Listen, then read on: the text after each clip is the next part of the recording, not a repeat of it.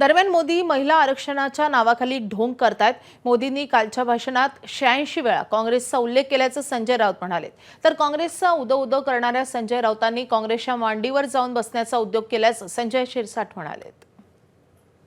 जे छाती पिटून घेतायत, आक्रोश करतायत, ढोंग करतायत महिला आरक्षणाच्या नावाखाली, त्यांनी 2023ला काय झालं संसदेमध्ये ते एकदा तपासून घ्यायला पाहिजे। कालच्या भाषणामध्ये मोदींच्या 86 वेळा काँग्रेसचा उल्लेख होता। 86 वेळा ते काँग्रेसमुक्त भारत करायला निघायला होते। त्यांच्या डोक्यातून काँग्रेस अद्याप गेलेली नाही। 11 वर्षामध्ये 12 वर्षामध्ये हे मोदी कळत नकळत सांगतायत की काँग्रेसशिवाय या देशाला नेतृत्व कोणी देऊ शकत नाही। हे मोदी वारंवार हे सिद्ध करतात त्यांच्या कृतीतून। शिवसेना प्रमुखाचं नाव घेण्याचे लायकी तुमचे राहिलेले नाही। ज्या शिवसेना प्रमुखाने काँग्रेसवर आयुष्यभर टीका केली त्यांची प्रशंसा करताय, म्हणून आता हे काँग्रेसचं तुंतुन वाजवतील।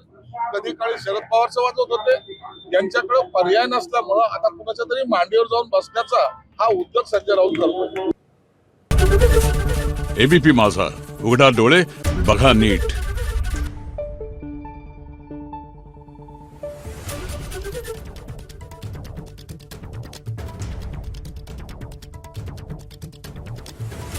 Thank you.